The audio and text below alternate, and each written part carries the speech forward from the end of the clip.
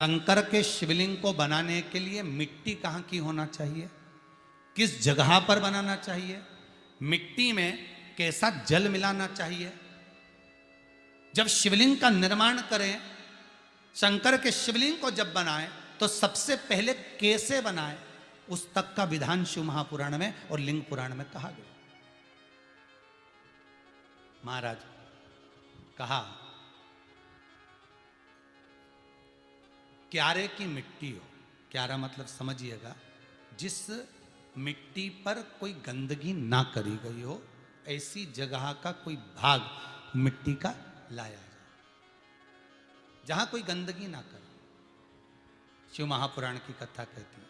देखो, पिछले वर्ष के लॉकडाउन से लेकर अभी तक की जो कथाएं आप लोग सुने हैं, उसमें शिवलिंग मट्टी का किस तरह से बनाया जाए और कैसी मट्टी हो और उसमें पानी कैसा मिलाया जाए, कैसा शिवलिंग तैयार करा जाए, उसका विधान वर्णन नहीं कर पाए, परंतु आज कथा निकली है तो उसको सुन लो।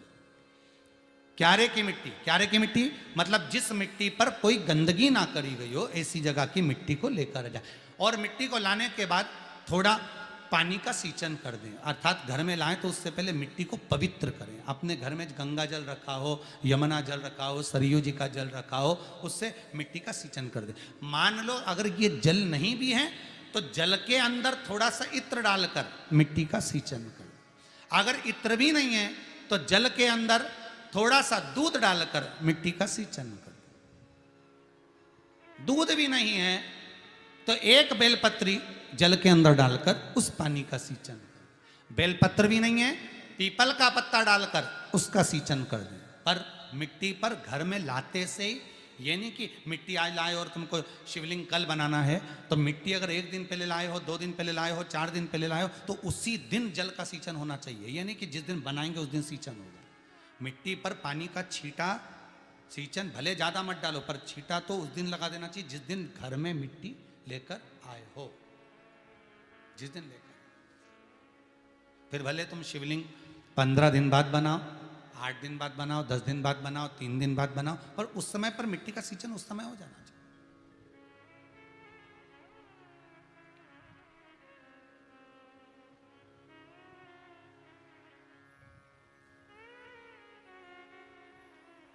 फिर कहा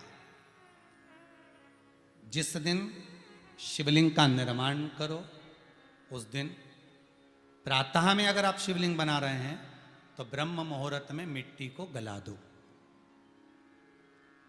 किस पानी से गलाना है उसका भी प्रमाण, उसका भी शास्त्र वर्णन करा। किस जल से गलाया जाए, शिव महापुराण की कथा कहती है अगर आपको आज शिवलिंग का निर्माण करना है, शाम को आप शिवलिंग का निर्माण कर रहे हो, तो अपने पानी का जो मटका होता है, हंडा होता है, रसोई घर में जहां पानी भर कर रखते हो, उसके नजदीक में एक कलश जिसमें अलग से ताजा जल भरा जाए और उस पर प्लेट ढकी हो और उस पर एक चावल का दाना रखा हो, उस जल को लेकर आओ।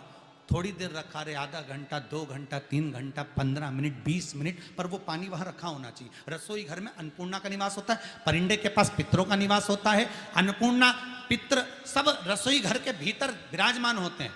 शास्त्र कहता है 33 कोटि देवता एक समय के लिए, एक क्षण के लिए हमारे रसोई घर में प्रवेश करते हैं। इसलिए रसोई घर को तुम पूरे घर को स्वच्छ रखो ना रखो, पूरे घर को तुम साफ रखो ना रखो, पर रसोई घर एकदम क्लीन होना चाहिए, साफ होना चाहिए, स्वच्छ होना चाहिए। आज के ज़माने में तो खैर गया, पर पहले जब मट्टी के चूल्हे होते थे, जब चूल्हा बंद होता था तो उसको गीला कर कर, गोबर को या पानी में उसको गीला कर कर, एक कपड़े को गीला कर कर पूरे चौके को, रसोई घर को पोंछा जाता था। मिट्टी का होता था वो, तो भी उसको पोता लगाते थे, पोंछते थे।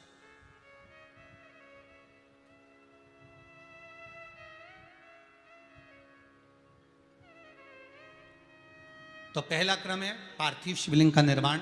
सावन के महीने में अगर आप शिवलिंग बनाते हैं, सोमवार को शिवलिंग बनाते हैं, तो नियम ध्यान रखिएगा महाराज, लिंग पुराण से है ये, इसका नियम ध्यान रखिए। क्या करना है, मिट्टी को लाना है, जल का छींटा देना, छींटा जरूर देना, घर में लेकर आए और जल का छींटा होना जरूरी है। 2 दिन तक 3 दिन तक मिट्टी रखी हुई है, और उसके बाद अगर आपने पानी का छींटा नहीं दिया है और आपने डायरेक्ट मिट्टी को गला दिया और उसके बाद बनाया, तो उसका कोई प्रमाण नहीं।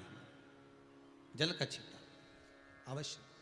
फिर उसको रख दें, 15 दिन बाद बनाओ, 4 दिन बाद बनाओ, 3 दिन बाद बनाओ, 2 दिन बाद बनाओ। शिवलिंग जब बनाओ तब उस मिट्टी को, जो कलश आपने रसोई घर में रखा है चावल का दाना रखकर प्लेट के ऊपर, अर्थात उस कलश का जल उस मिट्टी में थोड़ा सा डालिए। क्यों डाला जाता है उसका भी भाव वर्णन किया है। अब भविष्य पुराण, स्कंद पुराण और अग्नि पुराण, इन तीनों से ले लिया गया, वर्णन किया गया। जब उस कलश का जल हम डालते हैं तो उस कलश में पितरों का भाव आ जाता है, अन्नपूर्णा का भाव आ जाता है, घर में लक्ष्मी का भाव आ जाता है, संपदा का भाव आ जाता है। पूरे 24 घंटे के अंदर एक क्षण के लिए रसोई घर में 33 कोटि देवता आते हैं, तो वो देवता का सारा भाव उस कलश के अंदर आ जाता है। और वो जल जब हम उस मिट्टी में मिलाते हैं तो गंगा, यमुना, सरयू, सरस्वती, ये 33 कोटि देवता में, तो इन सब का आनंद उस जल में आ जाता है। और वो जल जब हम मिट्टी में मिलाते हैं तो मिट्टी पवित्र हो जाती है, स्वयं कैलाश अधिपति को स्वीकार करने के लायक हो जाती है, निर्मित करने के लायक हो जाती है।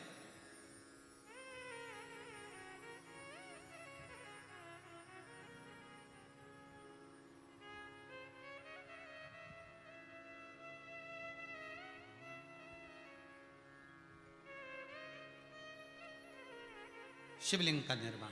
अब शिवलिंग का निर्माण कैसे करना? मिट्टी में गला दिया पानी में। सबसे पहले शिवलिंग बनाने से पहले पात्र को, पात्र जो होता है उसके नीचे एक बेलपत्र रखी जाती है। क्या रखना है? एक बेलपत्र। शंकर को झेलने के लिए कोई साधारण नहीं है पात्र जिस पे झेला जाए। स्वयं गंगा शिव की जटा में, और आप शंकर के शिवलिंग का निर्माण कर रहे हो, कोई साधारण नहीं हो सकता। स्वयं आप विदेश्वर संहिता के अंतर्गत पढ़े कि ब्रह्मा और विष्णु, ब्रह्मा ऊपर जा रहे हैं, भगवान विष्णु नीचे जा रहे हैं, तो पता नहीं कर पा रहे कि यहां चरण कहां पर और शीश कहां पर है, उसको जान ही नहीं पा रहे।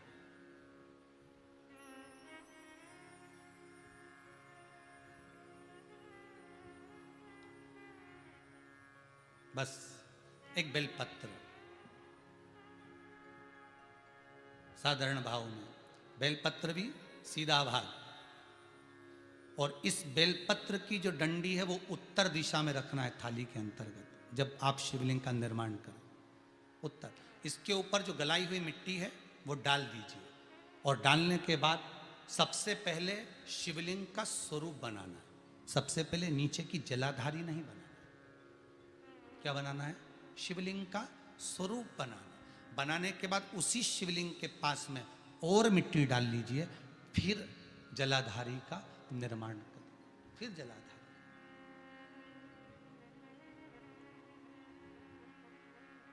शिवलिंग जलाधारी निर्मित हो गई। शंकर जी का संपूर्ण परिवार शिवलिंग में रहता है, आपको पहले भी कहा। भगवान भूत अधिपति भूतेश्वर, भगवान शिव का संपूर्ण परिवार शिवलिंग में, पहले भी कथा में कहा, आज फिर आपको वर्णन कर देते हैं। जैसे ये जलाधारी है गोल, ये चरण है, ये शिवलिंग है। ये जो गोल भाग है जहां पर भगवान शंकर का शिवलिंग रखा है, ये पार्वती जी का हस्त कमल है। जहां से पानी नीचे गिर रहा है, इसके राइट भाग में श्री गणेश जी का स्थान, लेफ्ट भाग में श्री कार्तिकेय जी का स्थान। बीच में जो एक मोटी सी लाइन होती है जलाधारी में है, वो पार्वती जी के सुंदर पुत्री अशोक सुंदरी का स्थान।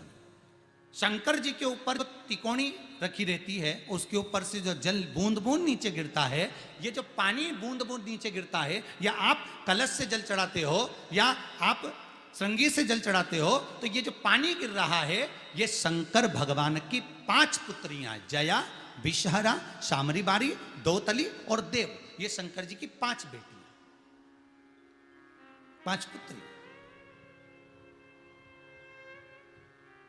कार्तिकेय भी है, गणेश भी हैं, अशोक सुंदरी भी है, शंकर जी की 5 बेटियां भी हैं, शंकर भी है और पार्वती भी। अर्थात शिव जी के परिवार में आपको गणेश जी की पूजन अलग करने जाने की जरूरत नहीं पड़ेगी, शंकर के परिवार में पार्वती जी की पूजन अलग करने जाने की जरूरत नहीं पड़ेगी, कार्तिकेय की पूजन अलग जाकर करने की जरूरत नहीं है। शंकर का परिवार शंकर के शिवलिंग के साथ में उस जलाधारी में संपूर्ण परिवार शंकर का विराजमान है, संपूर्ण परिवार, कुछ भी नहीं, संपूर्ण और पूरा परिवार है महाराज।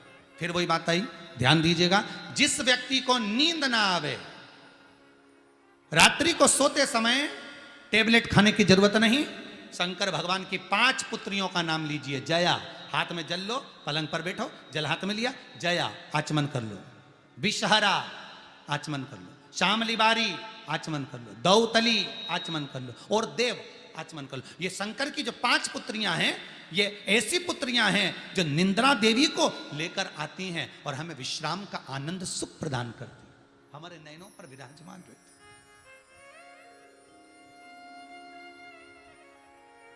हाँ, यदि विवाह नहीं हो रहा, शादी नहीं हो रही है, बहुत समय से लगन देख रहे हो, शादी नहीं हो रही, बहुत समय से परेशान हो गए कि विवाह ही नहीं हो रहा, हम तो टेंशन में पड़ गए, लड़की 28 साल 30 साल का लड़का हो गया, विवाह नहीं हो रहा, कुछ मत करो। अष्टमी तिथि आए तो अशोक सुंदरी वाली जो जगह है वहां पर हल्दी की 7 बिंदियां लगा दो, लड़का लड़की का हाथ उस बिंदी पर रखवा दो, उसका नाम गोत्र बोलो, उसी हल्दी में उसके हाथ पीले करवा दो और पीपल के पेड़ पर उस हाथ के 5 छापे पड़वा दो, 3 महीने में विवाह पक्का हो जाता है महाराज। उसका इतना, अशोक सुंदरी के उस हल्दी का इतना प्रमाण,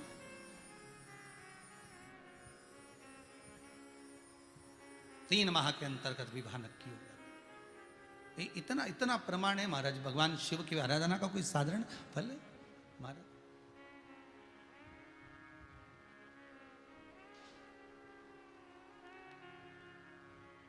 निर्मित करा शिवलिंग। एक बार सब जितने भी टीवी पर बैठे हैं, सम्मुख में कथा सुन रहे हैं,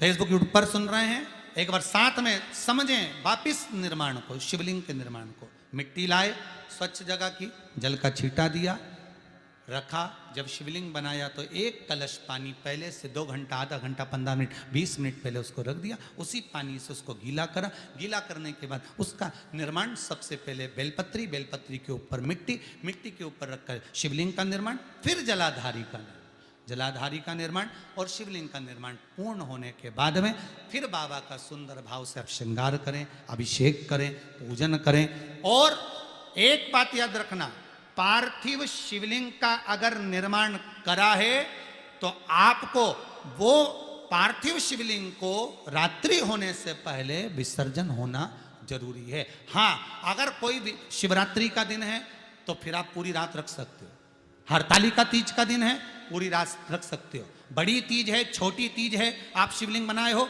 तो आप पूरी रात रख सकते हो, विशेष कोई उत्सव है, श्रावण का महीना है, पूरी रात रख सकते हो। पर बाकी के समय अगर आप शिवलिंग का निर्माण करें तो उसको सूर्यास्त होने के पहले आप उसको नदी में, जल में, जलाशय में विसर्जन करें। बहुत ध्यान दीजिएगा, विसर्जन करते समय जब आप विसर्जन करें, पानी में अपने पात्र को, शिवलिंग को जब छोड़ें, उस समय पर ध्यान दीजिएगा कि शिवलिंग की जो जल की धार है, जिसका उत्तर की ओर जो जल की धार होती है, विसर्जन करते समय वो जल की धार अर्थात वो उत्तर का भाग हमारी ओर होना चाहिए और थाली इस तरह से पकड़ें कि वो भाग हमको जब डालें तो वो भाग हमको दिखे, थोड़ा सा नजर आए पानी में डालते समय। और जब वो थोड़ा भाग दिखता रहे, और जिसलिए आपने शिवलिंग बनाया, जिस कामना से आपने शिवलिंग बनाया है, वो कामना उस भाग को पानी में देखते देखते बोल दीजिए, वो कामना पूर्ण हो जाती है। इसको कहते हैं पार्थिव शिवलिंग का निर्माण करना और उसकी आराधना करना, उसकी आराधना। कई लोग करते हैं, बना भी लेते हैं, पूजन भी करते हैं, और कई बार कहते हैं हमारा काम नहीं, तो उसमें भगवान का दोष नहीं है, दोष अपना देखो। आप आए नहीं, सुबह हो गई, मेरी पूजा की थाली धरी की धरी रहे, क्यों नहीं आए, किस लिए नहीं, वो हमें देखना।